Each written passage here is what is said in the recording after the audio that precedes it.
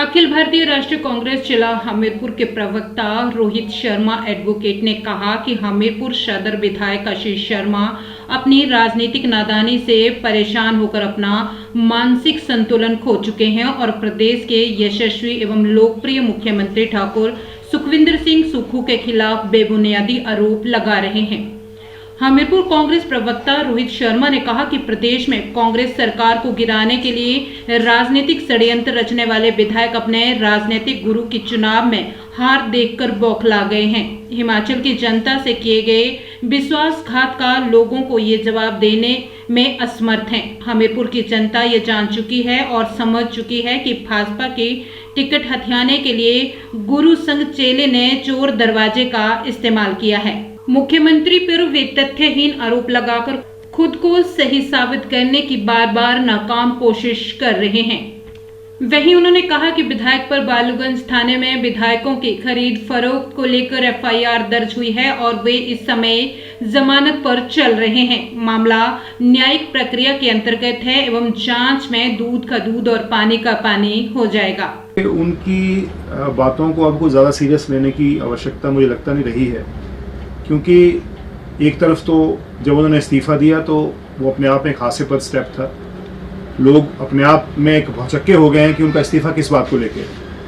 अब वो फ्रस्ट्रेशन में जो बयान दे रहे हैं कि माननीय मुख्यमंत्री तथ्यहीन बातें कर रहे हैं, जब वो उनके ऊपर आरोप लगा रहे थे कि कोई कैप्टिव क्रशर चलता है, उनके भाई का चलता है, तो मैं जानना चाहूँगा कि उन्होंने कौन से एफिडेविट या उन्होंने कौन से दस्तावेज पेश किए हैं। और जहाँ तक माननीय मुख्यमंत्री की बात है, he is a head of the state, he is a responsible citizen of the state. उनके पास जब तक कोई कंक्रीट इन्फॉर्मेशन और डेफिनेट इन्फॉर्मेशन नहीं होगी वो ऐसी बात नहीं करते हैं। एक रिस्पॉन्सिबल आदमी है और विधायक जो हैं पहले अपने गिरवान को झांकें। उनके ऊपर पहले ही एक एफआईआर जो है बालूगंज थाने में विधायकों की खरीद फरोख्त को लेकर के उनके ऊपर और चैतन्य के पिताजी के ऊपर दर्ज है। मामला अंडर इन्वेस्टिगेशन है, वो बेल पर चल रहे हैं। तो थोड़ा सा वो संयम रखें और अति उत्साहत में कहीं ऐसी कोई गलती ना कर दें जिसका अंजाम उनको बाद में भी, चुनावों के बाद भी भुगतना पड़े। थोड़ा सोच समझ के बोले। और जहाँ तक उन्होंने कहा कि मुख्यमंत्री तथ्यहीन बातें कर रहे हैं और झूठ की फैक्ट्री चलाते हैं, मैं आपको बताना चाहूँगा कि माननीय मुख्यमंत्री ने जो तथ्य उनके सामने जांच और इंक्वायरी में आए हैं, उन तथ्यों पर ही बात करते हुए जनसभा में जो भी शब्द रखे थे वो उसके अनुसार रखे थे। और जहाँ तक उनकी बात है तो उनको सबसे पहले अपनी बातों का खुद अवलोकन करना चाहिए। कभी वो कहते हैं कि माननीय मुख्यमंत्री झूठ की फैक्ट्री चलाते हैं, कभी वो कहते हैं कि मैं माननीय मुख्यमंत्री जी के पास गया, उनके पैर पकड़े, उनसे माफ़ी मांगी। तो आप उनकी बातों को क्रोनोलॉजिकली क्रमबद्ध तरीके से एनालाइज करें कि कब उन्होंने माफ़ी मांगी है, कब उन्होंने मुख्यमंत्री से ये अपने कामों को लेकर के उनको सॉरी फील की है और कब जो बाकी चीज़ें हैं उन्होंने कही हैं। तो कहीं ना कहीं जो उनकी बातें हैं और उनकी जो माफ़ीनामा है और कभी उनके आरोप हैं आपस में कॉन्ट्राडिक्टरी हैं। तो सबसे पहले वो अपने फैक्ट्स क्लियर करें कि क्या बोलना चाहते हैं। मुझे लगता है कि उनने जो चहीते गुरुजी हैं जो सुजानपुर से चुनाव लड़ रहे हैं, उनकी हार को देखते हुए जो बौखलाहट उनके अंदर है, उस वजह से उनके मुँह से ऐसी बातें निकल रही हैं। देखिए लखनपाल जी तो मुझे लगता है अभी तक जो कहते हैं ना कि उन्होंने ओवरकोट तो भारतीय जनता पार्टी का डाल दिया है, लेकिन अंदर जो बेसिक जो कपड़े पहने हैं वो अभी भी कांग्रेस के हैं।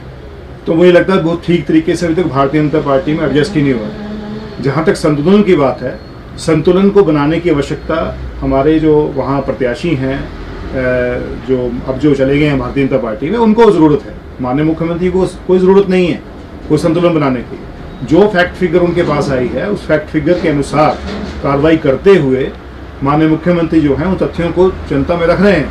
और राजनीति में जनता की अदालत से बड़ी कोई अदालत नहीं है। अगर जनता की अदालत में नहीं अपनी बात रखें तो कहाँ रखेंगे। और जी राजेंद्र राणा का बयान है कि माइनिंग माफिया मुख्यमंत्री सुक्खू का परिवार सुक्खू है, क्या कहेंगे इस पर? देखिए जहाँ तक माइनिंग माफिया की बात वो राणा जी कर रहे हैं, मुख्यमंत्री ने जब सुजानपुर में नुक्कड़ सभाएं की थी तो वहाँ पर साफ तौर पर कहा था कि कौन व्यक्ति कहाँ कहाँ क्रशर लगाने वाला था, किस किस के क्रशर कहाँ चलते हैं। तो राजेंद्र राणा जी आजकल जो उनके ऊपर जो जिस तरीके से चुनाव लड़ रहे हैं, इससे पहले तो वो बरगलाते थे, कोई चीज़ करते थे। आज उनका जो मुकाबला वहाँ हो रहा है उस मुकाबले से भयभीत होकर आज वो कहीं ना कहीं इस ऐसे नलगल आरोप जो है माननीय मुख्यमंत्री लगा रहे हैं, जबकि हार जो है बहुत करीब है, उनके बहुत करीब है। क्योंकि जिस तरीके से हर बार कोई ना कोई नया शिगुफा छोड़कर उन्होंने लोगों को ठगा है, इस बार उनकी कोई भी बात जो चलने वाली नहीं है।